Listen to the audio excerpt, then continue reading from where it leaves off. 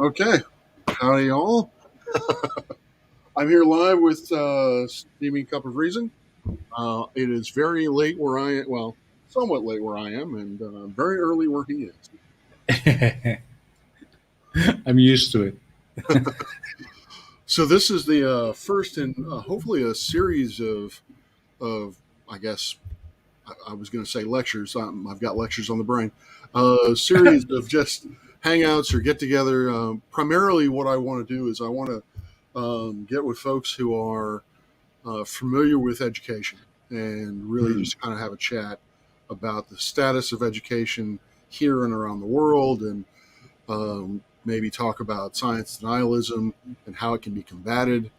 Um, I would like to talk a little bit about the state of the debunking community at large. Hopefully, I won't irritate people with it. And possibly Anthony Riley, talk about Anthony Riley and his recent faux pas, or no, faux pas really isn't the right word. Creeper is the right word. So, so yeah. How about you introduce yourself, Reason, and let Well, people know who you are. yeah, well, everybody should know me by now. I'm Steaming Cup of Reason. I go, just call me Jeff. All right. Steaming Cup of Reason is a mouthful, so and that's why Crafty usually just calls me Reason. It's just Yeah, easier that way. yeah. That's basically what Uh, I default to. yeah, yeah. I've been on the tube for about 2.5 years. Spent a lot of my time with another channel within this community, which I'm no longer a part of, not by my own choice, but so be it. Um, yeah, I'm an educator, grade school, little kids. From I usually work with grades 3 through 5, primarily teaching English, math, and science. So yeah, definitely have quite a bit of background when it comes to education. Been doing it How, for almost 20 years. I was going to ask So how long you've been at it. and yeah, as you can see by this ugly old face, I'm due to retire in another 5 years. Can't can't come fast enough. I'll be honest. 20 years is a long time in the classroom. I'll tell you that. Yeah. But yeah, Have you been at the same school over that 20 years, or? no, no, no. I've been working most of that time here in Vietnam, working for different schools, different companies. Um, mostly language centers for the first few years. Then I got on to some of the international schools. I did 1 year of high school, and I'll never do it again. You can't pay me enough to go back to doing high school. But the kids in grade school are definitely a lot more fun. But at my age, it's getting pretty hard to keep up with them.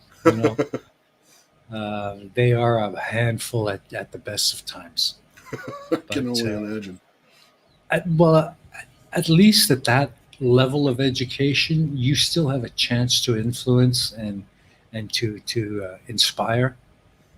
Okay. I find that high school students today are just becoming too jaded and too sorry, uh, too too. Oh, I can't even find the words. It's so early in the morning. Um, they've lost that childlike. Uh, Sort of innocence in a way. Yeah, well, in the more than innocence, it's that childlike curiosity about absolutely everything around them. They've picked certain things that they've got to have an interest in. They seem to kind of want to just ignore the rest and think, well, why should I bother with that anymore? I just want to do one of these 3 or 4 things that I like to do. But they lose sight of the fact that education is a rounded experience, and all these other things that maybe you don't like so much are still an important part of the basis of that education that you're going to need to move forward, especially if you're planning on extensive higher education. Yeah, you know agreed. so I yeah, think so it. yeah, Yeah, that's I it. think it also comes into uh, that, with the sort of the information age that we're in. I believe that there is this belief that, I don't need to know it because I can just look it up later. Well, yeah, it's So too easily at hand. But the yes, problem is they don't have the skills to recognize what's good information and what's absolutely horrid information. And um, they're still easily influenced by others, yes, especially equally if they're online. coming, if the others are coming from a level of authority, you know. High schoolers might think, well, you know what it's like being a teenager, right? You know it all, and nobody can Oh tell yeah. you different, you know. And they've really got that mindset. But I think that's what makes them so moldable by those who know how to deal with them. Mm, You know, uh, the problem is that the information that's out there that is so easily available, and yes, has a huge help in learning. Uh, it has a big drawback of the fact that we simply can't vet all of it. yeah, I agree. Much of it is unvetted, and because of that, it can be damaging and dangerous. Yeah, I know that Facebook is trying to keep up with things with an independent reviewers and all that, but it's I don't really, unfortunately, I don't really have a solution. And I don't really like complaining about things where I don't have any kind of solution to it. But I get, but I there is such a vast amount of information out there. It Hmm. comes to the point where is policing it really the best way? It's kind of like putting a bandage on a sucking chest wound. Mm. It's like is policing it really the best way to deal with this, or do we need, as a society, to start investing in better ways to educate and better ways to foster critical thinking among the populace? Yeah, that's a tough one. I mean, policing it is near impossible. Yeah. Forget it; it's not going to happen. And I think YouTube and most of the big platforms do try and set certain standards. And I've noticed where some sites where it's particularly bad, they have been shut down or taken down, or action has been taken against them. But the problem is, uh, what they're doing has to be so severe before YouTube will step in, or these other platforms will step in. We need to lower that bar so that more people are held accountable. But really, it's virtually impossible to vet it all. So I think the answer, uh, particularly for educators, the answer is to combat it in the classroom, Yeah. because these dumb ideas and these incorrect beliefs, or I shouldn't say beliefs, but incorrect assumptions and things that they're learning that make no sense, they do filter into the classroom eventually, and when they come up, they need to be dealt with. You know, I think I think really, as an educator, that's the only hope we have of combating it. Mm. I wish there was a way for content like educational content to be scrutinized and reviewed before it's allowed to be posted. But again, that's a huge job, and you will need an Yeah. army of professional researchers and educators to go through that content. And for the creator that creates it, it could mean, well, you create a video today, it could be 6 months before your video finally hits the platform. You know? Or you get the sort of the opposite, where right now YouTube has some, or at least that's what I've heard, is that YouTube has some kind of algorithm that basically goes through a first run, and if something is said that it doesn't like, then it's gonna basically strike that video, even if it Yeah. has no context. It, like, essentially the AI has no understanding of context, and No, so it has. it has no understanding of really anything other than the particular words or phrases that it's looking for. Yeah. You know, the AI has no idea that the content is intended to be educational. It has no idea in the greater subject matter that the content is being presented in. It has no idea about any of that. It's just looking for words and phrases that YouTube has determined to be uh, um, taboo. Yeah. You know, that's it. That's all the AI can do. And Maybe in the future yeah, it can do more, but that becomes, I think that starts getting into ethical questions as well. that's becoming a pretty hot topic lately on YouTube. The Yeah. whole idea of AI and robots that can think and learn. That's a scary prospect. It is. It's a Yeah. scary prospect. Yeah. I don't know how, honestly, I don't know how I quite feel about it. Mm. You actually, uh, you have an excellent series on Pain of Progress Mm. of basically scientists sort of jumping before they leap. This idea that they, just because you can do something doesn't mean you should do something. That's And right. so it Yeah. does seem like AI is our friend. It does seem like at times with the AI question, it boils down to what can it give me now without any sort of foresight as to what it's going to do later. Hmm. Yeah. Well, um, yeah. To that comment, AI is our friend. Yes, I fully admit that that's the day and age we live in, and we can't stop AI from developing and becoming part of our daily lives. And for the most part, I agree. I think AI is a good thing. Where I have an issue or where I have worry is when that AI begins to learn to refuse. Yeah. You Yes. know, that things have to be put in place to prevent that from happening. And also, um, how much how much should a machine be allowed to learn before it can be considered an individual? Yes. Start You know, getting where's into that line? Where do you draw that line? Where is that line of self awareness that creates a race? You know, yeah. we don't want to go down that route. We really don't, um, because you're potentially, if you give AI too much control, what will happen to us? First of all, we become lazy as hell. Basically, it We becomes stop. Wall-E, the movie. I don't know if you've Well, seen the yeah, movie we Wall-E. stop. We stop working. Why should we? We got robots to do it for us. Yeah. We stop doing all the things that are part of day-to-day life because we have robots to do it for us.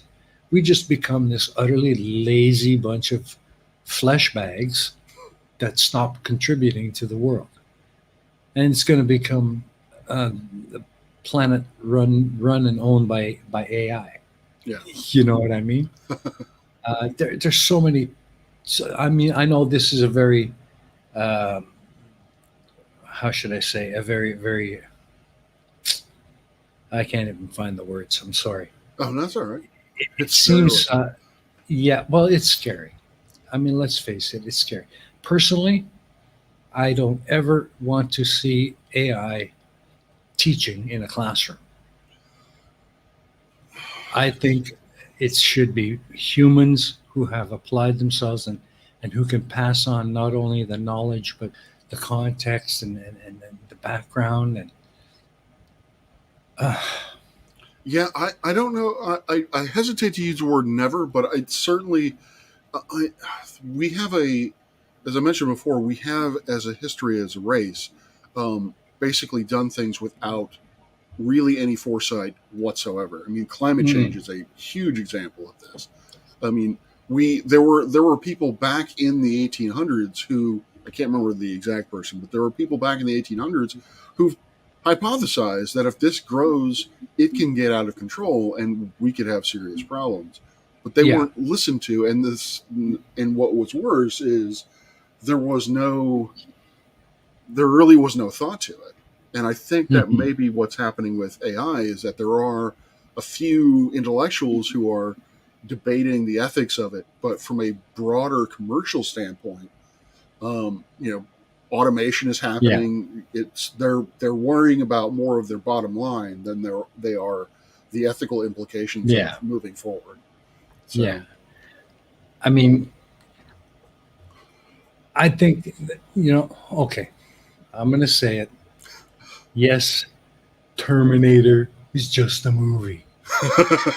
But stop and think about it for a minute.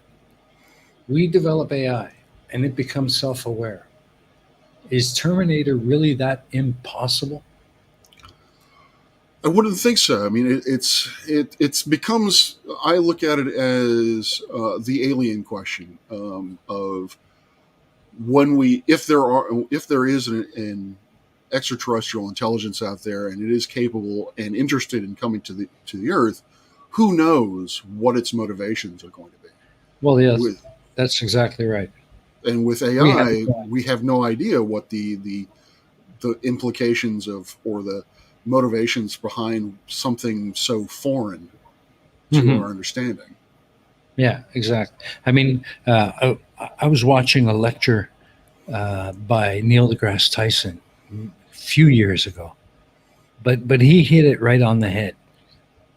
If aliens were able to build the technology to travel across the galaxies to come visit us, do you honestly think that they're going to look at us as anything more than we look at ants on the ground that we want to stomp on to stop crawling on our burgers? Yeah, We are going to exactly. be nothing more than that to them. Just an infestation on a planet, and they'll just do what they want with us. They don't give a rat's ass. They're not going to come here to negotiate. They're not going to come here to just study. And no, we're a floating rock in space of interest. We're just an infestation on that rock that they need to clean off so they can grab that rock. Or at worst, they're going to look at us as a laboratory and say, "All right, we have an example of an early civilization. Let's start playing with it." Yeah, And yeah, so, exactly. And then our scientists are going to come up and say, look at this. We have solved this problem of quantum physics. And they're going to, just like Tyson said, they're going to say, oh, look, just like little Johnny did last year. I have it on the fridge. You know, yep, I mean, you got to think about this bigger picture as a much bigger picture. And AI, unless you can guarantee that it's not going to get out of hand, I think it needs to be approached with a whole hell of a lot of caution. yes. I mean, it's it.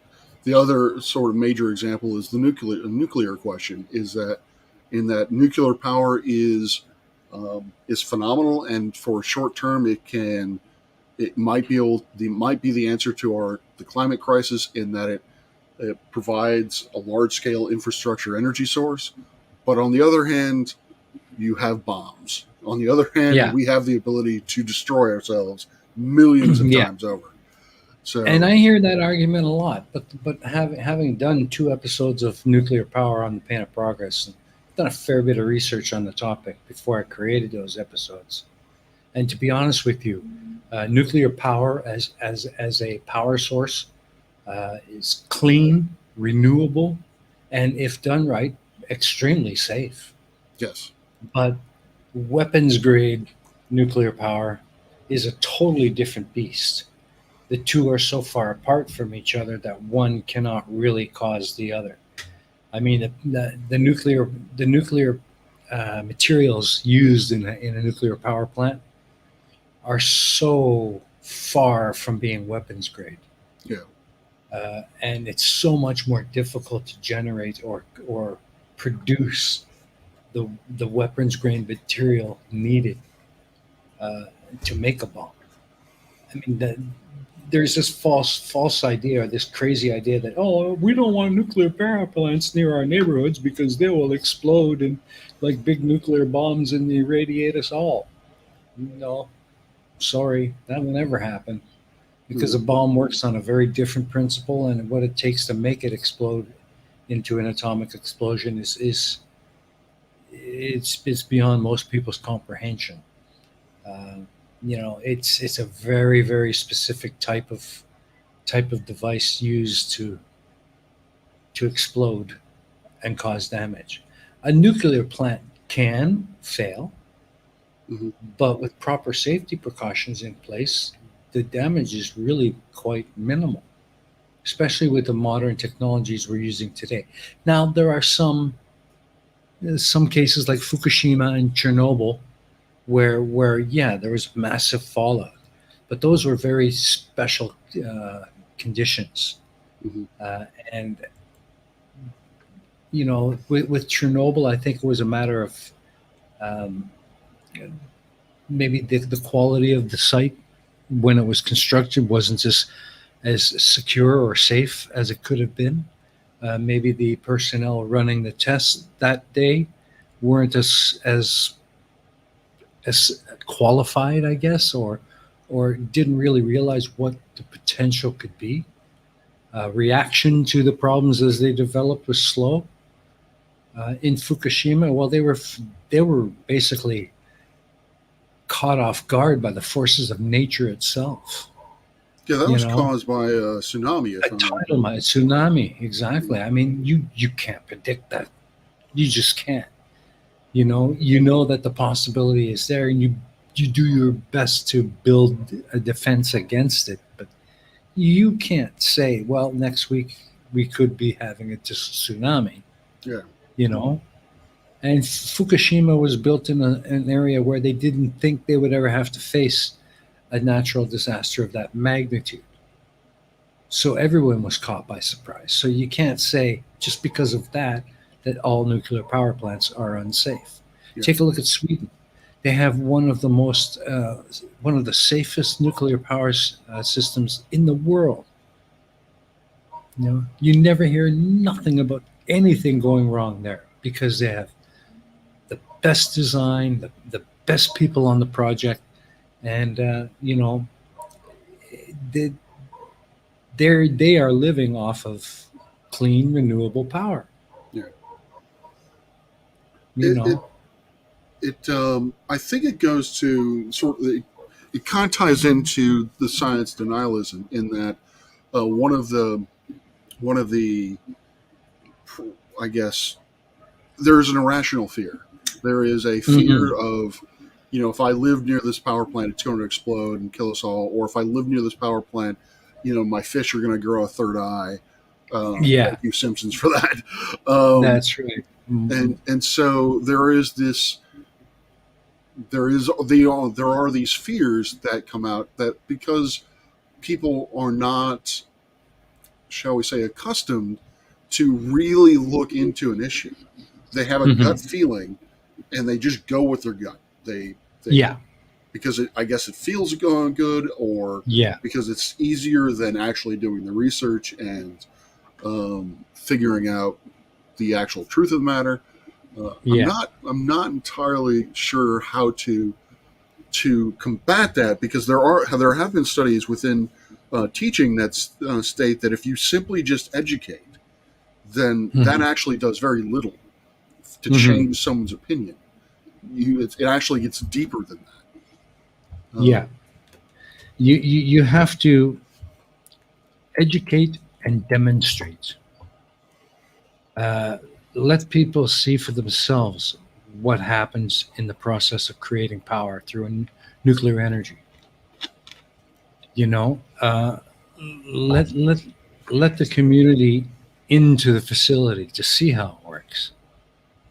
Let them see how safely it's built and how well it runs. And Transparency. Yeah. it's kind of a shitty thing to say, but show them the benefits to their pocketbook. Yes. If every major city or country or developing area built a nuclear power plant, there would come a day where we wouldn't have a monthly power bill anymore, because it would be so cheap and easy to create the power that it'd be free. We could pipe it everywhere and it wouldn't cost a dime. Hmm. You know? Yeah, I think the problem with climate change as sort of combating the idea of climate change and trying to get people on board with actually changing the system is it's going to need to become an economic argument. You're going to need to convince them that going green is actually better for you financially than it is save the planet, save the whales, save the pandas, or what have you. Because people don't give a shit about that. They care about whether or not they have enough money to feed their family. So, and if you've noticed over the past few years, your monthly power bill has probably gone up, up, up, and up, and up. You're starting to think about, well, do I really need this light on right now? You know, that is because of the cost of mining the coal that we use to burn the furnaces, to drive the turbines, to generate the electricity. Yeah. You know, that's a huge infrastructure, and that costs a lot of money, and that's what you're paying for. You're not paying for the power. The power is just a lovely benefit of all that crap you're pumping your money into. Mm-hmm. That's killing the environment, and that's what people don't want to. They don't want to acknowledge that. You know. Yeah, and that becomes a complicated issue when trying to move from coal to some other resources, because you have people's livelihoods are dependent upon mining coal. So the question becomes, what do you do with this the segment of the population if you move away from coal? And it doesn't seem that folks that on the climate change or on the pro change the climate or save the planet kind of argument, it doesn't seem like they have a good solution to that. No, nobody's got a good solution at the moment. Unfortunately, there's a lot of great, grandiose ideas, but to implement them would cost so much money and would take so long that by the time we have it in place, it's too late. And that's unfortunately the reality of where we are right now. It may already be too late to reverse it or even stop it. I think at this point, even with our best technologies, the best we can hope for is to slow it down and extend the life of the planet until we can come up with a better, more permanent solution. And there's this argument on one side where we have to stop everyone in the world from using coal and move to something like wind or solar, which is a good way of generating electricity, but nowhere near the volume that we need. Yes. Not yet. And then there's geothermal. Well, that's a pretty specialized kind of power generation and not very easily implemented unless you happen to be in an area where geothermal vents are easily accessible. Yeah, like Iceland, for example. Virtually, unless you're in Iceland or Greenland or in that northern part of the northern hemisphere, you're not going to find much. Let's see. But then you have countries like third world countries, like Vietnam, and well, not so much Vietnam anymore, but here in Asia, Africa, where they don't have the infrastructure. They're still building up, and they're using coal factories to generate the power they need to make to build up their countries, kind of thing. And then we step in and say, oh, no, coal is bad for the environment. You can't use coal. Stop now. That's basically tantamount to saying stop developing, stay poor, stay third world. Yes. And that's the argument. That's one argument against the other. They're saying, well, you had 50 years or 70 years or 100 years to burn all the coal you wanted to build your country big and strong. Why can't I do the same? I can't afford nuclear. I haven't got the expertise for geothermal or wind or solar. Yeah. I need coal to build my country. What do I do now? The And the that's why nuclear. Yeah. China is probably one of the biggest coal burning countries in the world at the moment. Hmm. And they're supporting the third world in terms of coal development. And Exactly. that's, yeah, it's precisely the problem that I think folks on the left in this country have, is that it comes from an exceedingly privileged position of, Yeah, okay, yeah, coal is bad, but, well, there are, as you say, there are problems in the third world. They can't switch to anything else. If they switch to that's something right. else, their society basically goes to the Stone Age. That's And right. again, it also affects our country, as I was saying, with the people who actually do mine coal. What are you going to do about them? What are you going to retrain them into another workforce?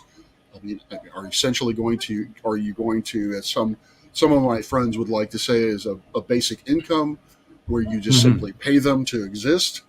Um, Yeah. so yeah, again, it's things are people want to develop things have people have these grandiose ideas, and they don't think Hmm. about the implications of trying to implement them on a That's global right. scale. Yeah. What's good for Peter is not always good for Paul. Exactly. And that's the problem. And there's no simple solution to cover both. So all we can do is develop it here and then offer it to them when it's ready. Yeah. And we can't stop them from burning coal to generate power. We can't stop them from trying to develop their countries and raise their standard of living. We don't have the right to do that. But Agreed. unfortunately, the climate is suffering for it. So I think the onus is on us, being the advanced developed countries, to to to to push ahead and try and speed up the process of developing a better power generation system, and then just share it. Just share Yes. it. Why do we have to sell it to everybody and make a buck?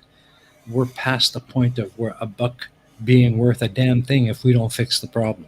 So Exactly. just share it. Open source And the power. soon exactly right. I mean, that's a biggest movement that started happening back in the mid 80s, open source technology, open source software, because the big boys like Microsoft and Apple, they had a monopoly, man. And that's why they got so damn big, Yeah. because nobody else was competing.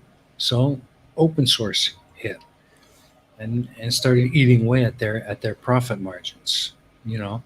Well, the same thing is going to have to happen with environmental issues of power generation and all of that stuff. It's going to have to start moving into open source Yeah. and just freely share it among the world. Businesses That's need when we're to going to come see up. change. Yeah, businesses need to come up, or industry needs to come up with new ways to create profits, because I mean, it unfortunately, it does take money. It does take money in Yeah, R&D in order to get things to progress. So companies yeah, like Apple and Microsoft do need to make a certain amount of money in order to continue progress forward. But yes, the industry needs to come up with different ways that are more equitable in terms of profit sharing, in yeah, terms of not basically making all of their coin on operating systems. yeah. So um, Yeah, and I think that's kind of part of the reason why a lot of these big software developers and service providers are moving to the subscription model rather yes, than selling the software outright. You go to the store, you pay your $50, and you own the software for life. You know, now, especially with big companies like Adobe, they're charging just insane amounts of money for their product. Uh, yes, it's almost it's oh, it's like legalized theft, really. The amount of money they're charging for their products like Photoshop and Premiere and all that stuff, and you don't even own it. The money that you're sinking into it is only good for a 1 year subscription. You got to pay that money every month or every year to keep using it. Mhm. You know, um, for me as a content creator, and I'm sure you as well, that don't work. No, it really doesn't. I have to find I'm constantly trying to find newer or as effective, cheaper option or as effective, cheap Yeah. options in order to do it. Mhm. Um, And there are some out there, but you're going to sacrifice some of the things that really only Adobe products can do. yeah, I don't know if it's And because they have a proprietary patent on it or because it just hasn't that innovation just hasn't leaked out to the general public. I think that's more the case. I mean, eventually these cheaper options will start to include some of the features and possibilities of what Adobe products offer. Hmm. But the downside of that is their pricing is going to increase exponentially as well, Yeah. you know? Uh, but yeah, for that reason, that's why I've switched a lot of what I do out of Adobe uh, into other free alternatives or semi free alternatives. Yeah. For example, HitFilm. I use HitFilm to do all my editing. Now, I pay money for all the add on packs when I need them. And, you know, but even if I bought all the add on packs available for HitFilm, I've spent almost as much money as I would on Pro, and I still have some features that are only available in Pro that I'll never be a part of an add-on pack. Hmm. You know, uh, so I. But for the most part, most content creators could use the free version of HitFilm and accomplish everything they want to accomplish to create their content. Doesn't cost you a dime. Yeah. You know, um, Affinity, Affinity Photo, Affinity Draw, uh, great alternatives to Adobe Photoshop and Illustrator. Um, a little bit of a learning curve, kind of mostly the same, but you got to learn a bit of a new workflow. Yeah. But they'll accomplish most of the basic things that many content creators uh, need, you know. And instead of paying $80 a month for a subscription to Photoshop and Illustrator and probably 60 other programs you're probably never going to use ever, but you're paying for it anyway, Yeah. as opposed to a one-time layout of $50 for Affinity Photo and Affinity Draw, and an update every year that might cost you another $10 or so, but or free sometimes. You know, Hmm. it's a heck of a lot cheaper. Yeah. Uh, it still gives you what you need, but you know, Yeah. it's like you said, these big companies need to make these profits to be able to continue developing new products. Hmm. And I understand that, you know, It's sort but of. I don't like, I think they need to come up with a better way of doing it than a subscription model. Mm, yeah. I don't know what that is, but uh, the well, kind of the argument that I've heard about the larger companies is like, for instance, Facebook. One of the tactics that Facebook does is basically they find potential competitors and then they buy them. Hmm. And Yeah, basically, just like Instagram, for example, was starting to cut into uh, Facebook's profit share, so they just simply bought them. And bought what them the out. thing, what the problem is with that, capitalism has its faults. But one of the Hmm. things that I believe that capitalism actually does right is that competition fuels innovation. And Yes. unfortunately, with the mega corporations the conglomerates that are starting to form, you lose that competitive nature, and you start fostering. And I know this is probably going to go in a different direction, but you start fostering competition between countries, and Yeah. that becomes exceedingly problematic because countries have guns. Yeah. So, Countries have militaries. yes. So if they don't like Yeah. something, a hostile takeover takes on a whole new meaning.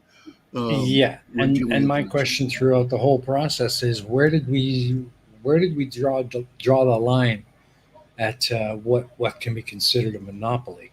Mm, Because really, that's all it is. All these big conglomerates and these big companies buying out other companies, or these big mergers, and they're monopolies. yeah, They've basically destroyed the field of competition and taken it all for themselves. I agree. You know, I mean, we came up with we Mhm. came up with monopoly laws for a reason. It seems like they're conveniently being forgotten or swept under the carpet. I know. They're just Yeah. they're doing it in a different way. That's all. I mean, you hear about antitrust law or antitrust suits against Apple, against Microsoft, I think against Facebook, but I don't really hear any major developments. I mean, I hear that those lawsuits are going forward, but I mean, Yeah. I guess the onus is on me, but to look into what happened to those. But considering that it doesn't make any news, the after the fact, I have to assume that it's basically just the status quo continuing Hmm. on. That these lawsuits Hmm. really ultimately accounted for nothing. No, Um, because so they're still continuing on doing the same thing.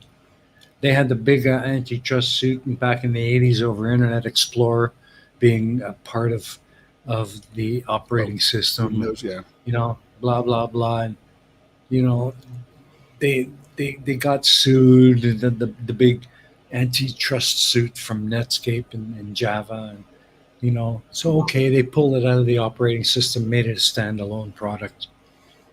But when's the last time you heard anything from Netscape? it's true.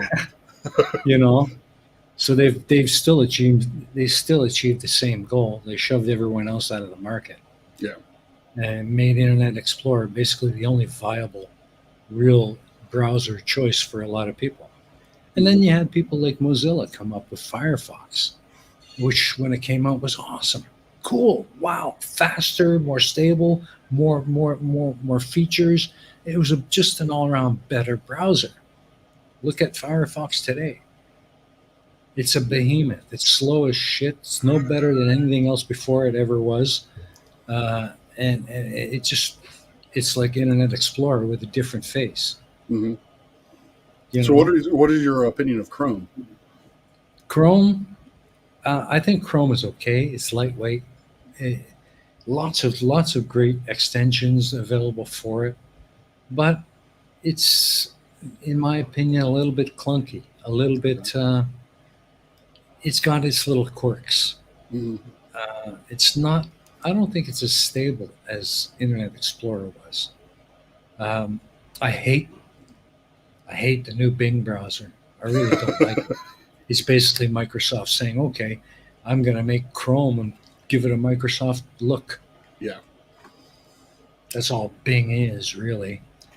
So I I don't know who developed the search algorithm for Bing. Maybe it's Yahoo. I have no idea, but um, I've tried to search for things with Bing, and I've looked at the search results and been like, "Are you on the same page as I am as to what I'm yeah, actually asking for?" Because yeah, this is none of this is relevant to what I want.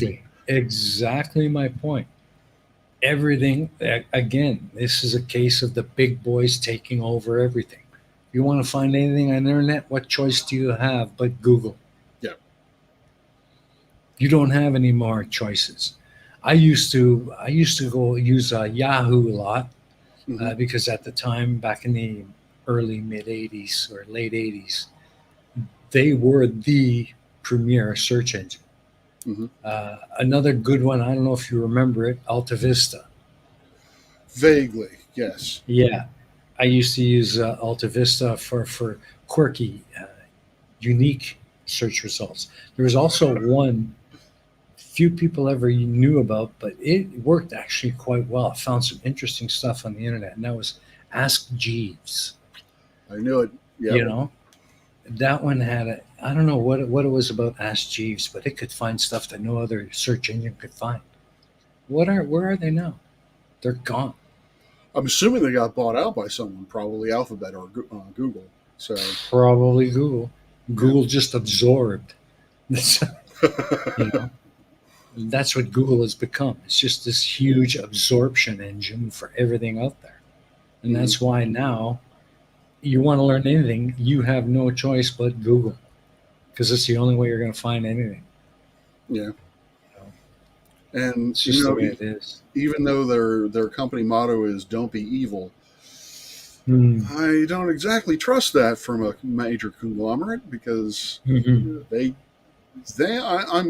I can't believe they got to the way they are by not being evil. Yeah. Well, that's just it. I mean, there are good things and bad things about it. I mean, YouTube got taken over by Google. Yep. And yes, that has helped to drive YouTube forward into becoming a more stable, more open platform. Uh, it's not as difficult or user unfriendly as it was in the beginning. Mm. But by the same token, we now have to deal with all the rules and regulations of Google, and there are limitations being put on type of content we can put up. It's not as free as in open. Yeah. Yeah, Larger open community. yeah. Now, again, that has good things and bad things. You Yeah. know, a good thing is that it's not so easy to spout content that's antisocial or goes against the best interest of society in general or the platform in general. Yeah, the truly malignant content gets caught out. That's right. But that brings along with it a certain level of censorship. Yeah. And that I don't like. You know, Yeah, I mean, there's the Kayla had that talk, freedom of speech, but I haven't watched it yet. But I mean, that is a fairly nuanced debate that I don't think is treated very well. Is what is what is good censorship and what is basic? Well, first off, you have to ask. They say First Amendment in the states. You have the freedom of speech. That's not true, actually. Not really. Not in the way that people imagine it to be, because Yeah. there are laws that prevent you from speaking certain things in certain situations. So yeah, it's not an inalienable right. It actually No. is abridged. So it really becomes that line. Where do you want to draw that line as to what can be censored and what cannot be censored? yeah, exactly. And either way, you're going to deal with some level of censorship. Yeah. For example, you and I sitting here having this wonderful chit chat. If we start getting into the logger lurgy and all the things going on with that, you're going to find this stream shut down. Yeah. Or taken down. Which I That's just that's the kind of censorship that I have a problem with. We should be allowed to openly discuss the current issues of world health. You know, I agree, and it's from a debunking kind of from a debunking side. It annoys me that we cannot really that anti-vaxxers still have a platform. Yet when we attempt to combat those claims, we get struck because we're using the wrong words. That's right. We get punished for trying to stop the bullshit. Yeah. And yet the bullshitters are left to run amok. Yeah, I mean it's one of the solutions, I suppose, to policing content is for communities such as ours to form and identify that content, label it as dangerous, and then actually create anti-content, as it were, or content that combats that narrative. Mm-hmm. I mean, for me, one of the ideas that I thought of a while ago, and I don't know if others would agree, but it's pretty damn difficult to get your YouTube channel verified. to get the verified check. Okay. It's incredibly difficult to get that. Now, I think YouTube should reduce the restrictions on how we get that Okay. verified check, and then review our channels and see, if they see that what we're doing is we're debunking, we're fighting against this bad science or bad education or just misinformation. We're doing things or making content to fight against that. Give us a verified debunker check or something so that we get bypassed in these AI searches for terms like the loggerlurgy. I Okay. won't say the real one. Yeah. you know, so when they see that on our channel, they automatically see, okay, we're a verified debunker, so we're speaking out against it, against the misinformation. You know, Yeah, I wasn't certain what the verified actually gives you. I don't think it really gives you very much, to be honest. I think it's just a way of showing that you're reliable, Okay. trustworthy, fairly safe and accepted site in the community. You're respected kind of thing. It usually, I think it entails something like a million views or a million subscribers or something, or X number Something of not subjective at all. something that only the likes of PewDiePie and them are never going to get. You know, Yeah. uh, I don't know all of the ins and outs of it, but that kind of a system, some way to label our channels as debunking channels that support the government's efforts to import these mandates and all this for our safety. We fight against the misinformation. We fight against the bad ideas. Just some way of verifying that that's what our channels are about, so we get left alone when the AI starts looking for the word something vid and taking us down. Yeah. You know. I mean, um, Dumb Judge brings up a good point, though, that some of the bunkers are somewhat worrisome in their tactics and in the causes that they have um, backed in the past, such as fundraisers and things of that nature. Yes.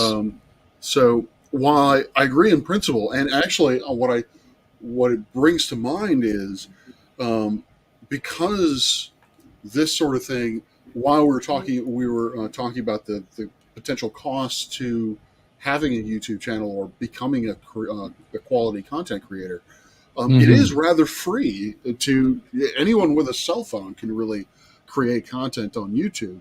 It's just Oh yeah. basically quality, but it would be interesting to see whether or not we could actually have a trained workforce for those people who are losing their jobs due to automation. If we Yeah. could have a trained workforce that actually provided verified debunkers that actually provided the service of trying to regulate or do what I the agree. computers and the companies won't do.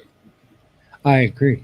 I mean, like journalists, say for example, they go to university for anywhere from 2 to 4 years to attain degrees in journalism. These are highly qualified, highly trained, very well educated professionals. Hmm. And they've earned the right to call themselves journalists. Yes. Soviets don't have that right because they're not journalists. They're just shit kickers with a camera trying to gain some views on their channel. Yeah. Now, if I think universities should start teaching content creation, journalism on a platform like YouTube, and teaching how to do research and how to present your journalism online in that kind of a format. Have special courses like that so that can be included in their degrees. So when they come out with their some kind of a recognized ID card that they wear, that you know it Press kind credentials. of a symbol. Yeah, I am a trained college educated journalist. I am the real thing. I'm not some jackass with a camera trying to kick up shit. You know, Hmm. it's too easy for people to say, "Well, I'm a journalist. I'm doing a story on this." Bullshit. Yeah. No, What you're not. You're magazine do trying. you work for? Yeah, What exactly. newspaper do you work for? Show me a couple of your bylines.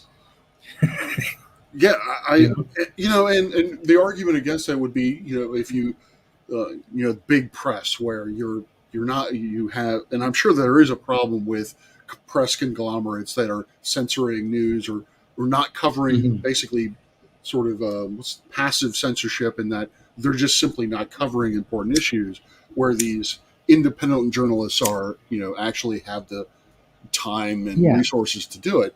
That's yeah, great, but there are so many bad apples in that barrel that the entire batch really is rotten. yeah, Um, yeah, absolutely. And I know a lot of people go against this free speech thing. Oh, it's my right and so on. Yeah, well, nobody's saying it isn't, but I think if you're going to present yourself as journalism, you should have some properly vetted and certified credentials behind you to do so. yes. You know, not just any jackass should be able to pick up a camera, go kick up some shit, and say, "Oh, I'm doing a story. I'm a journalist." Bullshit. Mhm. You can barely spell your own name. You so, know. well, that brings up an interesting, I think, a sort of conundrum, and I don't want you want to put you on the spot or anything, but what about the other side of that when it comes to debunkers? Could any, because there are a couple people that I'm thinking of where they're kind of shit kickers too, and they've basically just, for whatever reason, they've chosen to be right about Mm. the shape of the Earth. But should the debunking community also have sort of an accountability where only those of certain credentials, or those who have gotten certain credentials, are able to sort of uh, voice their opinion on it? Um, Credentials, again, that's going to be tough to do Yeah, because not everybody out there has credentials but are good debunkers. you know but I i agree. do i do 100% believe that our debunking community should be uh, under the same scrutiny and have the same level of accountability as the science deniers and the flat earthers and the conspiracy content Woo creators. peddlers and yeah. If we're going to debunk, we should be doing it properly. We should ensure that the information we're presenting is correct and factual, can be checked and rechecked, and we should have to answer for any mistakes and make our corrections accordingly. And I Mhm. think most of us do. You know, so that's why, again, that brings me back to my idea of that little verification sticker on our channel that says, yes, we've been checked, we've been vetted, what we're doing is correct. Mhm. You can rely on this information. you know I, okay, maybe that process should be a little bit intensive. We should be able to show some kind of a background or knowledge of the topic that we're presenting on Mhm. and what our channel is about. But in the end, we're not doing anything to misinform anyone. Yeah. We're essentially out there to correct bad science and educate. Mhm. And if we can prove that that's what our channels are doing, we should be able to get a verification sticker and be passed over by the AI when they go looking for the stuff. Yeah, that is a very good point. I mean, if and it sort of answers the question of, well, anyone can debunk. Well, anyone can debunk, but if you have to you have to show a level of trust, or you have to have established a level of trust, Yeah, in order to be considered verified or qualified. yeah, Um, yeah. And if you make a mistake, own up to it, make the correction, release that correction, and take down the bad video. yes, yes. You know, don't leave the bad one up with the mistake and then another video 2 months later that corrects it. Once you put up your correction, get rid of the old one that had the mistake. Yeah, I'm waiting for me to be my principles to be tested on that with my collections, because I've already started getting comments from people who are obviously not my students on my lectures. So I'm waiting for the moment where somebody spots where I misspoke or what have you. I hope that I take it openly and honestly and make a correction, Yeah. because that's what I Yeah. want to do, is to make errata, as it were. Yeah. Unlike some creators that I know of. Well, So nobody likes criticism. no, Let's that's correct. okay. Nobody likes criticism, and anybody who tells you, "Oh, I don't mind criticism," please tell me. Bullshit. Nobody likes criticism. Yeah. But it's up to you as a person and as a professional to recognize that a mistake has been made and you correct it. Yeah. Whether you like it or not. That bodes to your education and your professionalism. Mm-hmm. And it's as simple as that. You Yeah. screw up, pay the You own piper. it. You own it, and what's more important, I think, is you own it and you try to atone for it. You try to make it better. I think that's the key ingredient that is often missed. Is not only do people not own up to it, but even those who do really just kind of brush it off to the side and do nothing to help correct the problem. Which kind of brings me to the sort of trying to bridge that divide. Sorry, I was just watching JL, and he's got his segment or his show called Bridging the Divide. But I think in order to really bridge that divide, there needs to be some kind of there needs to be compassion. There needs to be a wanting to educate rather than wanting to ridicule. Yeah. And unfortunately, that's what I'm seeing within our community, is more of a desire to just laugh at stupid people than it is to actually educate and correct. Exactly. So I see exactly what you're saying, and I'm glad you brought that up, because for those of your viewers out there who may have been around when I first started, that's all I was doing. Pointing, laughing, insulting, and just tearing the crap out of stupid people. Yeah. Or what I viewed as stupid people. And after doing that for about, I don't know, 8 or 12 videos or something like that, I got tired of it. I ran out of things to do, and I didn't really particularly like myself that much anymore. Yeah. So I walked away from it for a while, joined another channel, a bigger channel, where we were doing pretty much more of the same, but in a group rather than individually. And I was, again, continuing on for almost 2 years, finding out that, well, this is getting dull. This is getting, I don't really enjoy doing this anymore. Yeah. And that's when I started up with the Pain of Progress, because I wanted to do something that teaches, that educates, and that speaks to my passions. Yeah. And since doing that, I slowly started moving away from the debunking stuff and just the pointing and laughing, and ended up on my own again.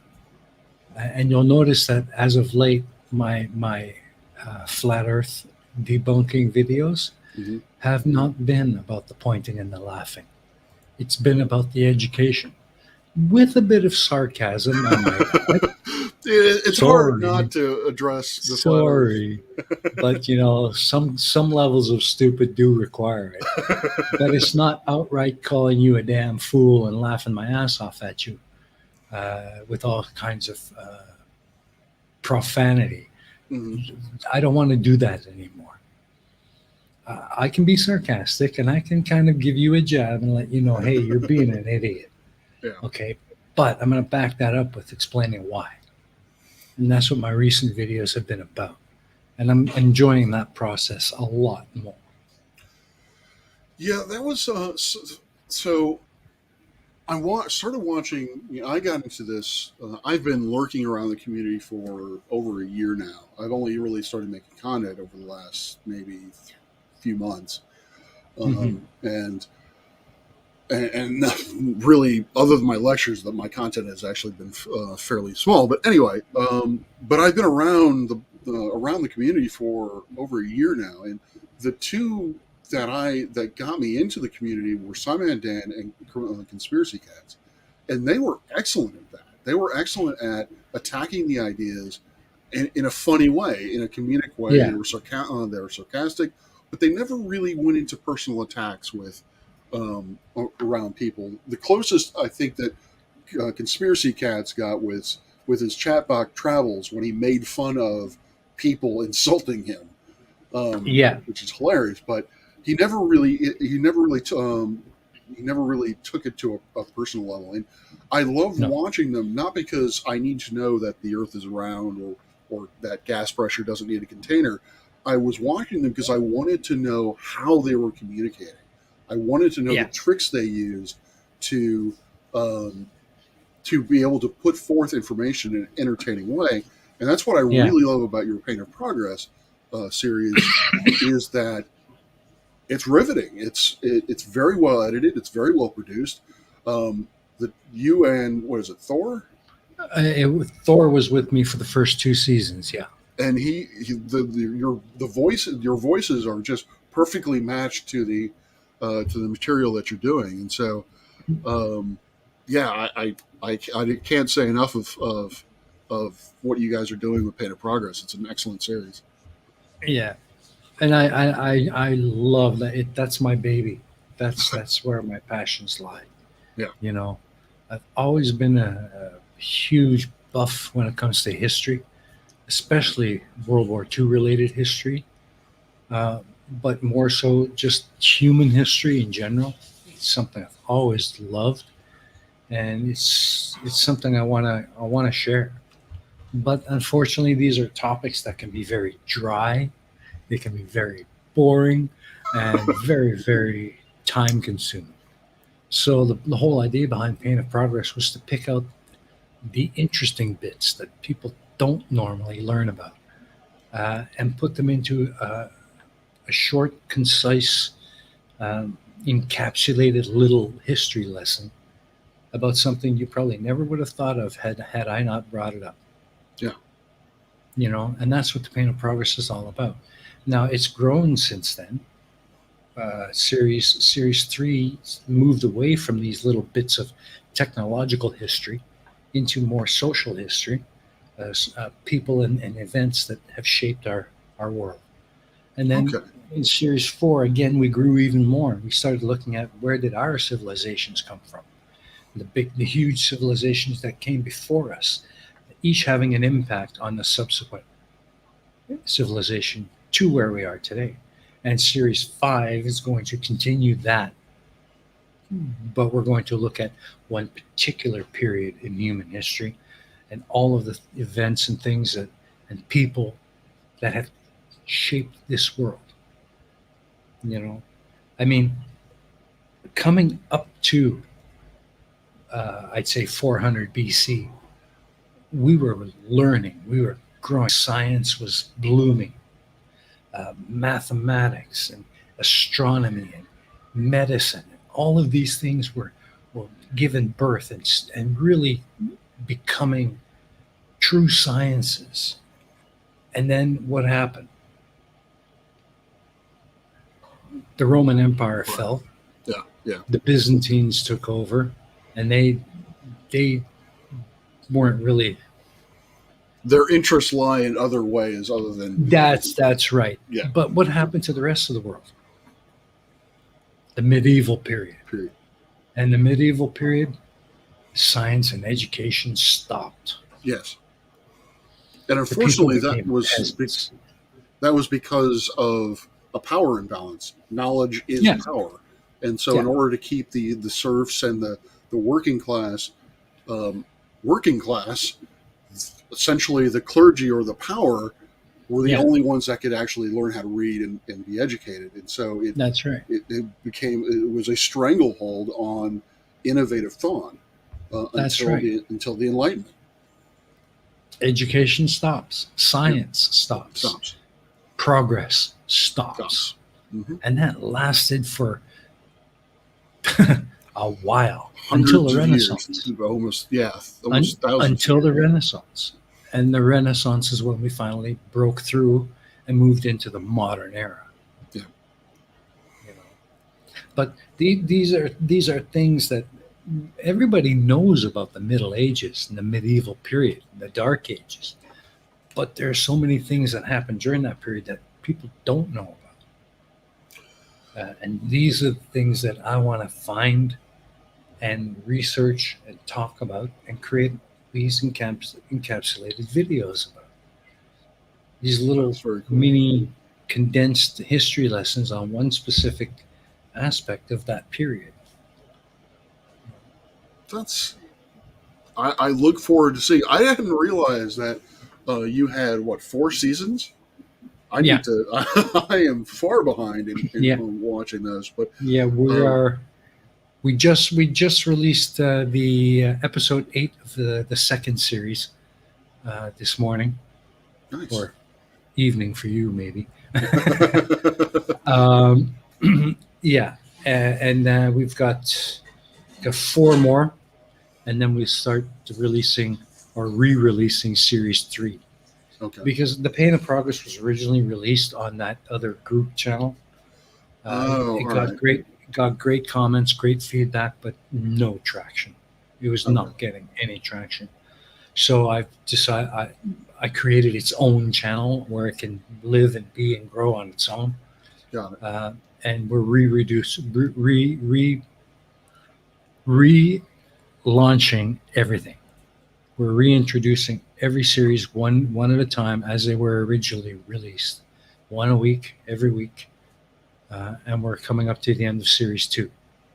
So in another 5 weeks, we'll be starting series 3. At which point Thor left the project after series 2. Okay. So during series 3 and 4, I had other creators volunteer their time to help me create some of the or do some of the videos and audio for these episodes, basically building the episode themselves. They did the research themselves, they recorded them, and I did the final editing and so on. But yeah, so you'll see some of the other creators from that other channel appear from time to time in episodes throughout series 3 and also in series 4. But as of series 5, it's me and me alone. From then moving forward, it's all me. Interesting. So so the other creators were from that other channel. Yes. Is that why? Okay. Yeah, they volunteered to take on a couple of the episodes on topics that were of interest to them to help me out, and I am forever grateful for that. And the content they created for the Pain of Progress, when it's reintroduced on its own channel, will not be edited or changed in any way. It'll be the original video as they created it, and I presented it. Okay. And I feel it's important that I acknowledge the fact that it was not me that did that video or that episode, and I will provide links back to the original creators. So people can see more from them if they wish, but it's still the Pain of Progress. Yeah. I set the standard. I decide the content to be covered, and I just gave them the choice of which one to pick and do. So. Yeah, I wonder, and it'll be interesting to know, you were saying with Pain of Progress, you didn't get a lot of traction on that other channel. And they're bringing up in the chat, STST is taking much more of a history bent to his channel as well.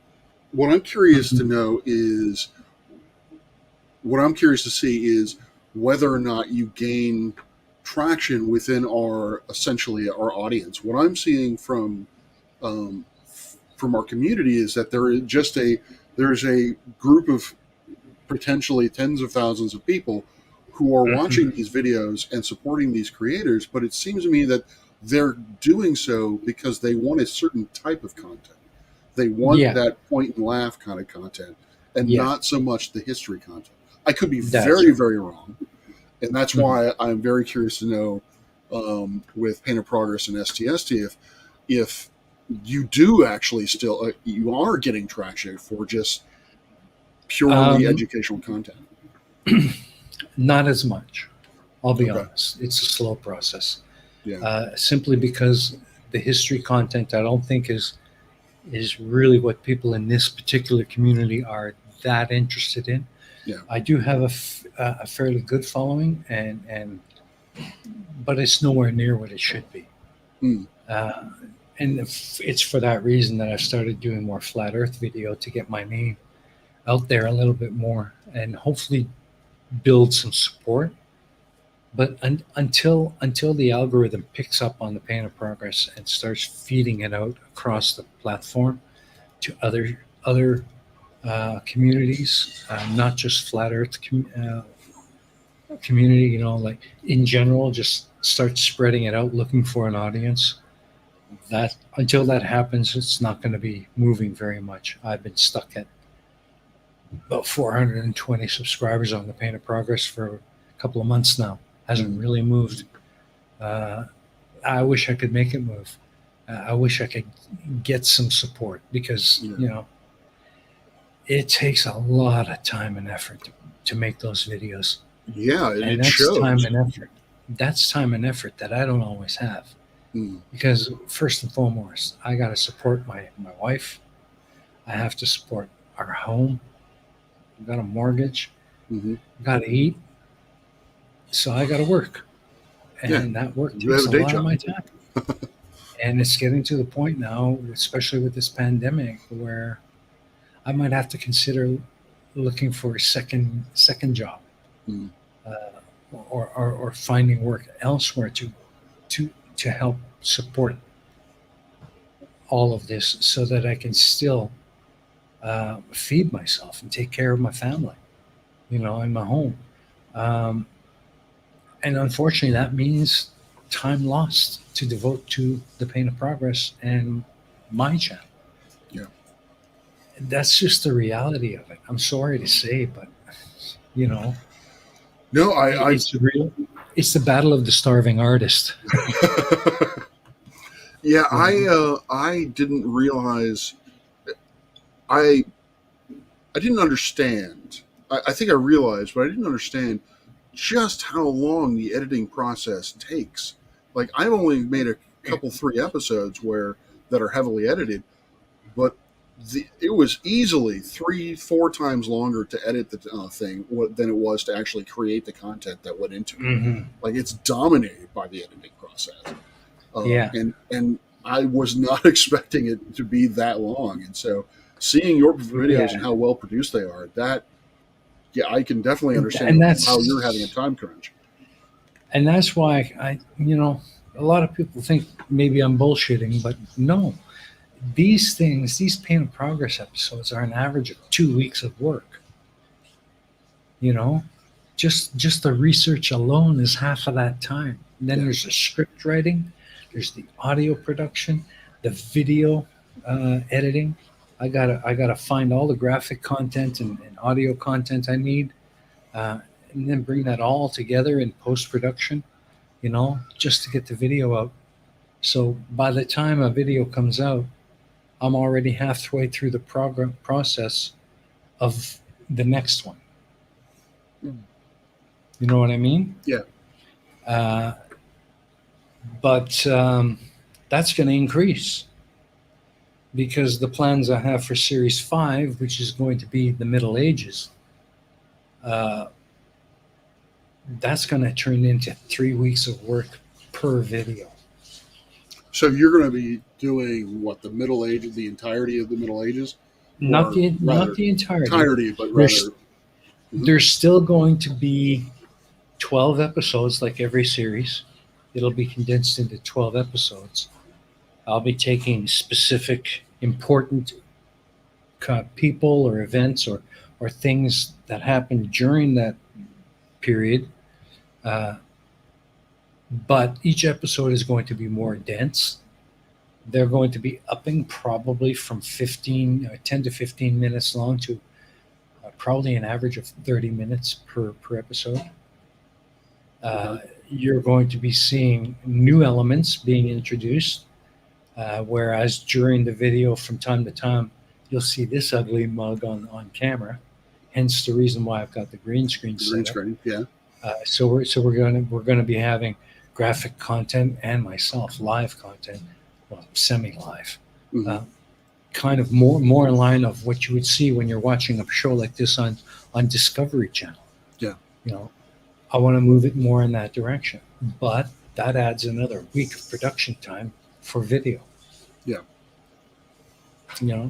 Camera work. And I don't really have the best equipment to do it with, so I'm going to be struggling with not so much creating the actual segments in front of the green screen, but the post-production, doing the color correction, the color keying, getting me into the scene. This is all a lot of work that takes hours and hours to do. Yeah, I didn't even realize just how much green screening, just that part of it would take up.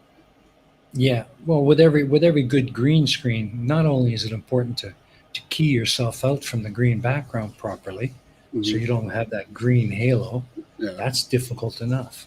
But then you got to do color correction so that the lighting on you matches the lighting of the scene behind you. Okay. That's the time-consuming part. Yeah. The lighting, the color correction,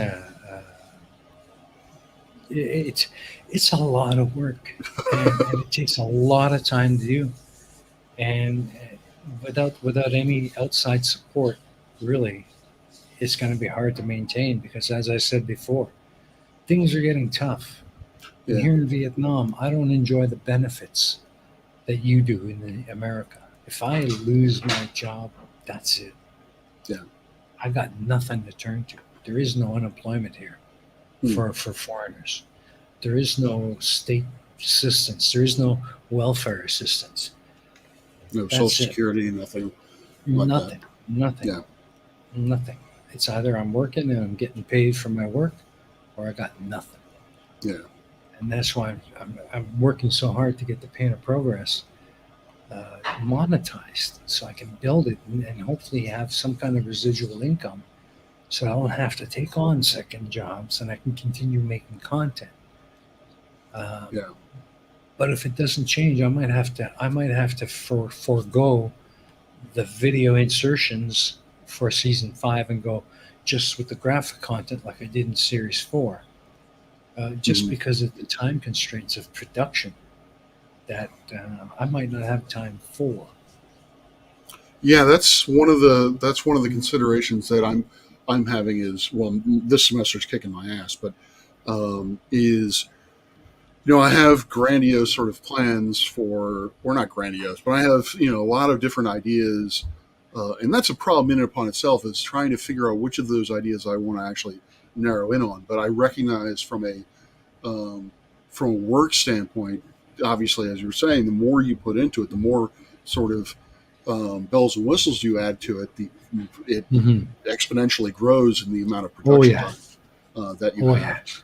So I'm trying to figure out what are the key things I want to say with my channel, and how do I best go about doing that? Yeah. And I think that you're kind of mentioning, you're talking about kind of condensing things into, small bits. One of the things that I would like to see this is how I'd like to see YouTube used, is that creators would create tantalizing content that said, okay, here's Kepler's laws, or here's the development of the computer, or what have you, and people will see that, get enticed by that subject matter, and then be prompted to go further out and learn more about it, and on platforms other than YouTube. Well, yeah, exactly. And So that's really basically the end result that I want to achieve with the Pain of Progress.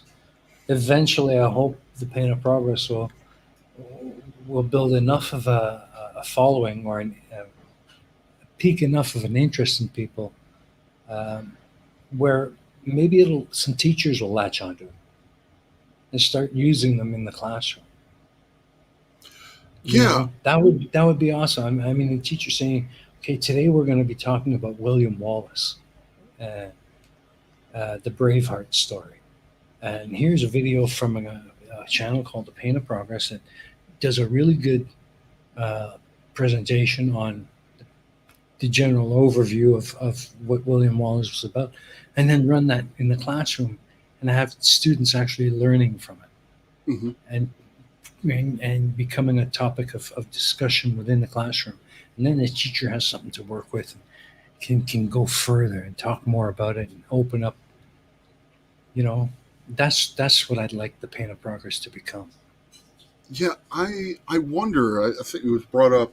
Lori brought it up that better tags. I'm wondering if someone within our community knows about how to, because it sounds like you're having the same problem that I'm having, in that our potential audience isn't where we currently reside. That That's right. while there are people within our within the debunking community who enjoy our content or enjoy this type of content, Hmm. there really is an audience, say, over here, that would Yeah, really enjoy the content, but there's no bridge. There's no there's way no way to, to bridge it. yeah. Yeah, And so I I don't know. know. I wonder if and if anyone out there is watching this, please, in the comments, please let me know any kind of techniques. Please let Jeff and I know any kind of techniques that we could use to make that bridge Yeah, to yeah, because more. I've seen a lot of history channels on YouTube, some similar to mine, uh, Mhm. not that far off of what I'm doing, and they've got like hundreds of thousands of subscribers. They're obviously making a decent living at it, so they can do it full time. They have huge supporters lists. You know, I can't compete with that. Yeah, But then again, how am I ever going to get there and try to compete if there's no way to bridge from where I am now to that part of the spectrum? You know, I hmm started out as a debunker, and I'm afraid that it's become, well, once a debunker, always a debunker, bunker. and Yeah, you're never going to get away from it. And it almost seems like I've pigeonholed myself in this community, and I can't get out. yeah, Not that I want to get out. I'd like to continue contributing to this community, but the Pain of Progress doesn't belong in this community. yeah. The You the know what I kind of mean? content that I want to make doesn't really belong in this community either. Yeah. Um, it's much more educationally minded. It's much more not. To, I don't want to leave the. I don't want to give the impression that the debunking community is not educationally minded, but it's Yeah. It more is. about the topic than it is about an individual. Um, Yes. so, uh, Debunking can be very educational, but it's a yes, very specific kind of education, and it's targeted at people who uh, need it yeah. and are not likely to avail themselves of it. You know, they're more likely to fight against it. And I'm tired of that. I still want to have conversations with them. I mean, I invited, maybe half dozen prominent flat earthers, CC, Ken Hovine, Matt Powell. I've invited them onto the channel for a discussion. The most I'm hopeful for is a creator called Rachie. I don't know if you're familiar with her. Yeah, Uh, I've heard the name. So she's becoming one of the more prominent. She's a sort of a disciple of Anthony Riley. oh Although God, poor girl. she did um, disassociate herself with his most recent comments. Good. Um, but I asked her to actually put a video out about the matter, so hopefully she does. But I'm hoping with her, I think I might be able to have a conversation online, because what I'm interested in is trying to understand, having a better understanding of what it is that they distrust. because that ultimately comes down to is they distrust something about the system, and they are looking for an alternative. And unfortunately, Yeah. the alternative is flat Earth or anti-vaxxing or science denialism as a whole. Hmm. So I Hmm. think if I could better understand what it is they distrust, I can better tailor my content to be more trustworthy, if that makes sense. Yeah, yeah, and that's a tough question to answer. I think the distrust stems mostly from the fact that they're inherently the type of person who are easily taken over by conspiracy, Yeah, and it's that distrust of authority and government, and it's that conspiracy mindset that's just it's pervasive through all of them. Uh, and I just I can't see how you can battle against that. I mean, obviously, education and evidence is not working because we've debunked their crap for so long in so many ways. I mean, they're willful and belligerently denying all of it so they can stick to their guns. They I don't th- want to learn. I think though honestly, and this is probably an unpopular opinion, but I honestly think that we have bitten ourselves in the ass in terms of how Mm. we've approached it. Because, like for example, Anthony Riley, as I like to put out there, I actually had a modicum of respect for the man when he first started, in or about the time of Hmm. the famous egg experiment. Um, he was a reasonable guy. He was not. He didn't call people names. He wasn't derogatory. He wasn't arrogant, or at least not as arrogant as he is now. But I think Yeah, just after being called, winning the Dumb Fuck of the Year award and just being called out over yeah, and over and called names, that he's just become belligerent. yeah. Honestly, I can understand why. If that's um, if that's Yeah. kind of the environment that you were being confronted with, I can understand why you would And basically turn into an I asshole. fully agree. I fully agree. Part of a big part of the problem is us, just pointing and laughing and calling them names and just being really I don't know how to say it, but just not being the educators that we should be. Yeah, yeah, You I know, agree. so yeah, you're right. For the large part, we have bitten ourselves in the ass. We have created a Frankenstein that's fighting back against the scientists that turned on the lights. Yeah, I mean it's. You know? I know that they'll some will point to, but look, the number of flat Earth views has gone down, or the interest in Google has gone down. But how much of that is actual success in combating it, and how much of that is simply leaving YouTube for other avenues or other arenas where they're Um, much more open to express their ideas. I think to a small degree, we have had some success in stemming that tide, but I think it's mostly just YouTube saying, okay, this is not good. This is bad information. Nuke it Yeah, or stop recommending it. So I think most of the credit goes to that. Just YouTube's active search for misinformation and bad science and bad content. And just not even caring what it is, just doesn't meet their requirements or what they consider to be acceptable content. It's gone. yeah, I think that's mostly where this slowdown is because when you listen to these flat earthers talk, they're all pretty damn confident that they believe as much now as they ever did. yeah. And as you can see with people like Rachie, we got new ones coming. We do. Um, You know what I'm saying? yeah.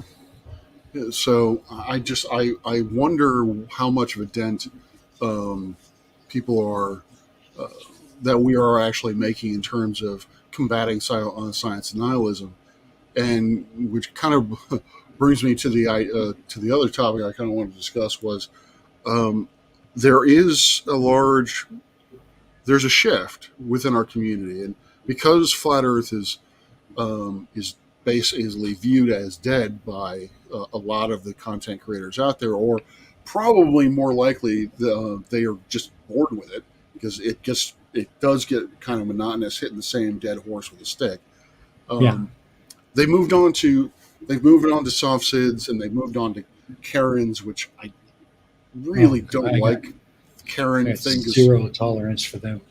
I just I honestly think the Karen thing is a misogynistic. It's like, are you trying to tell me that only women are this irrational, and just it buys into a whole trope that I just find to be Yeah.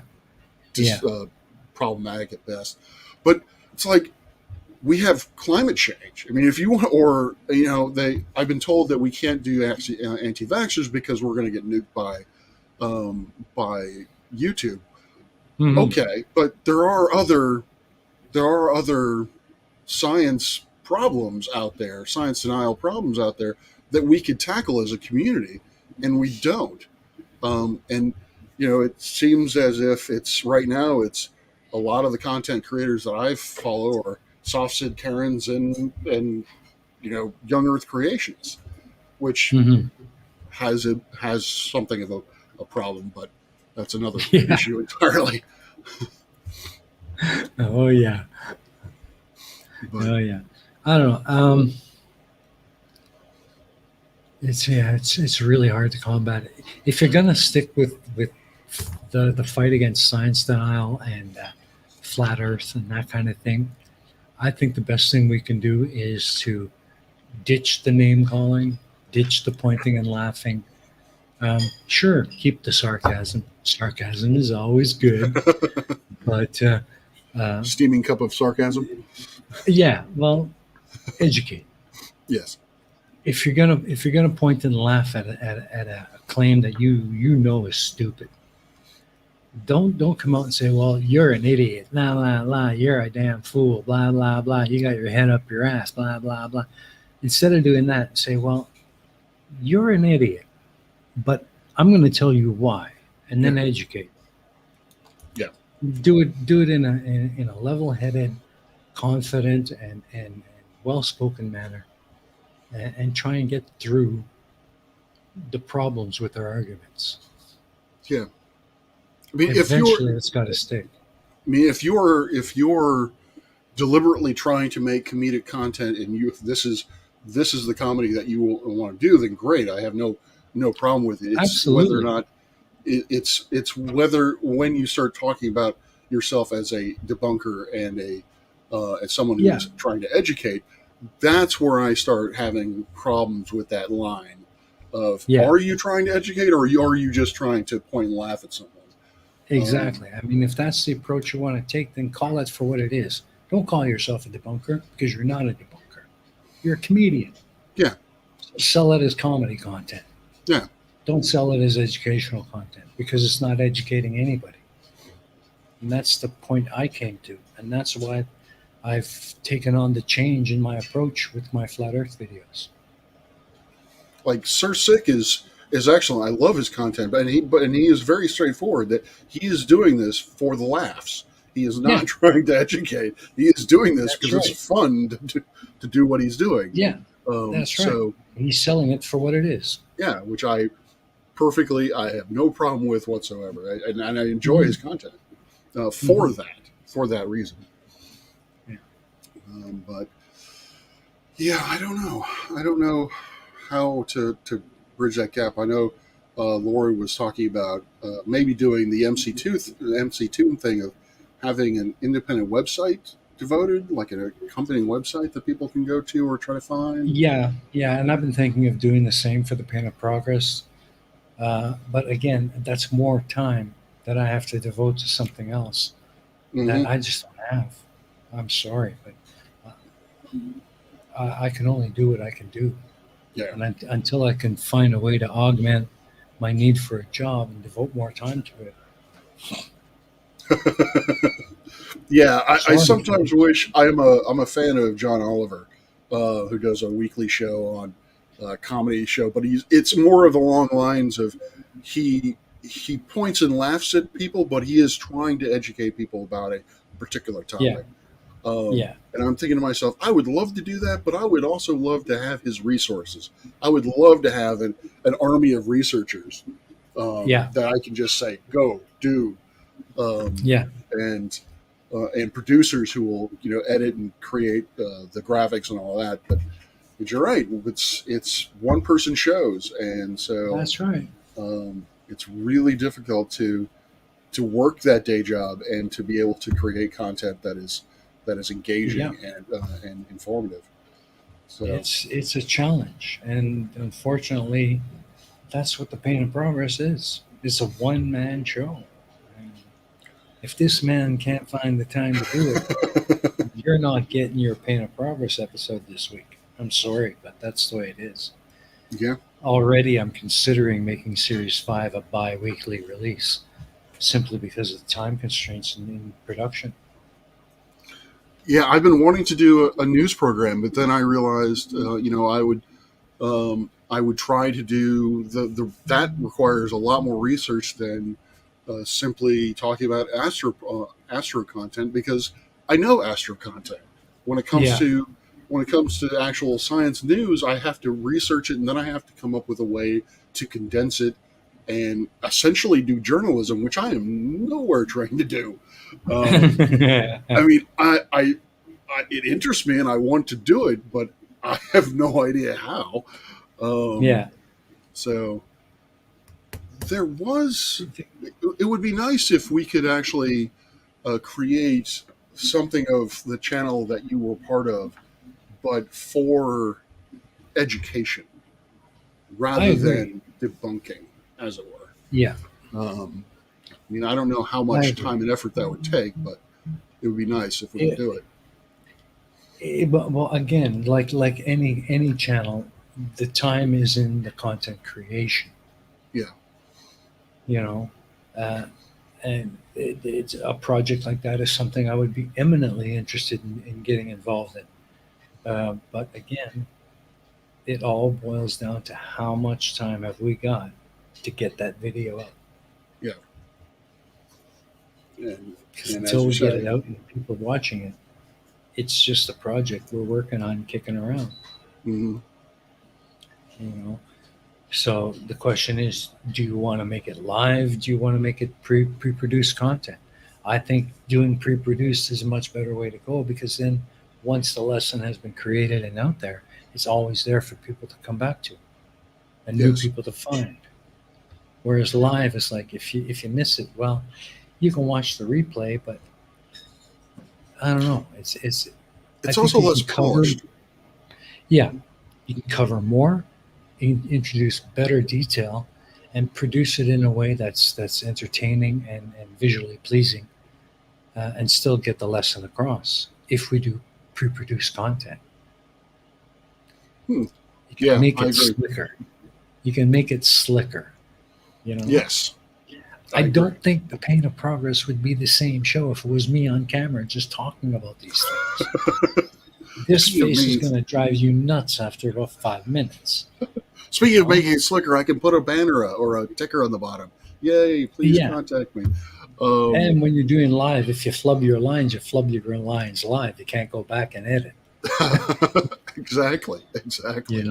So, yeah. Yeah, there were something like, I think Dora was saying something about a website as a resource, basically create a wiki. I think Liam was saying that as well. That would be an interesting idea of, I don't know, I would imagine this somewhat reinventing the wheel of Wikipedia, although it would be a Wikipedia that is tailored to science and combating science denialism. I mean, I don't know exactly how that would look. But it would take a little bit of thought and a little bit of concept adjustment. But yeah, I mean, it's just getting something out there to support the online effort. Yeah. I mean, YouTube is great, but really, with a website backing it up where people can go and dig into each topic with more in-depth research. Uh, like for me, for 20-minute pain of progress, I've got pages, pages, pages, pages, pages of research that I have to dig through to find the bits that I need that present the content that I want to present in the video. Hmm. And all the rest of it just gets junked. Well, if I took it all and put it on a website where people can go to and learn more about what I've talked about in the video, that would be great. Yeah. But as I said, I don't have the time to do that. I just, by the time I'm done editing this week's video, I'm already halfway through the production and research for the next one. I wonder how much interest there would be. Liam says to basically you would need something that proofed against trolls, but I would think that would be something like in a way, kind of like a Discord server, where you would somehow be able to create a wiki or create a website that only a few people had access to, and then Um, and yeah. basically give the responsibility to your mods or whatever you want to call them to update that information. Hmm. So I wonder if there's if there is a how big a population of our community watching community, our audience, would actually want to do that. Would actually want to research of their own or take research that we've done and actually put it onto a website and basically be the researchers that John Oliver has. Hmm. Yeah, exactly. But then there's the other side too. I mean, got to pay these people to do this work, you know. Yeah, yeah, it And would. I'm not in a position to do that. I mean, yeah, I'm sure there are some that would volunteer to do it. And I'd love you for it, and really would appreciate it. But you can't expect you to keep that up indefinitely, you know. True. Yes. So Um, it all comes down to the financial resources and the time resources required. yeah, it's one of those. It's kind of one of those catch-22s where, in order to get a job, you need experience, but in order to have experience, you need a job. Hmm. In order to pay these folks, you need money. But in order Yeah, to get money, you have to have the resources these folks can give you yeah, in order to do it. yeah. So, So yeah, it's need the job to do it, but the job also takes away the time you need to do it. mhm. so So mm, it can be tough. It can be tough. that's an interesting idea. I don't know if Mm. um, I'd have to I'd have to explore that more. If I have any ideas, would you be willing or would you be interested in exploring that Oh in yeah, kind of sure, a more of absolutely. a Let me know. sort of We can talk collaboration about or that, and yeah, we yeah, can talk about that on Discord, and work out the bugs. And sure, contact okay, me. Let me know. okay, I'm certainly open to listening to the idea and maybe contribute a few of my own. So okay, sure. cool. All right. Well, we've been If at it's this for education, well, we've been at this for nearly 2 hours now, and so I think this is a good yeah. natural stopping point for you Okay. for me to end my day because it is getting kind of late here, and for you to start your day. Yeah, I got a day ahead of me, I'll tell you. So, Absolutely. well, you guys, so you is Flipside on your channel this week? This week it's on my channel. Yeah, Okay, we flip back and forth every week. Last week we were on Crafty's channel. This week we're back on my channel. Um, yeah, let's see. I don't know. I can't remember who's. Oh, our guest this week on the flip side is going to be Demon Orb. yes, Yeah, we've had him on once before, so that should be good. okay. Yeah, yeah. I don't know. I know I've seen Demon Orb around, but I'm not familiar with his content. If he or even if he creates content. I believe he does actually. Um, like, there's so many people that I want to follow and keep up with, but again, I just don't have time. I Yeah. got a watch later list that can go from here out the door of my apartment and down the hall. Yep. uh, I hear you. I mean, right now it's day job and then trying to create content, yeah, and then there is watching. So I have been yeah, I was out for a good month, and then when I came back, the whole Anthony Riley thing, I was like, yeah, what the? I leave for a month and things exactly. hit the fan. So, So, yeah, for sure. okay. Well, I guess we'll say goodbye to everyone. Thank you all Absolutely. for sticking around and listening to us ramble on about Yeah. from Thanks for nuclear having me. power to education. So this Absolutely. was excellent time.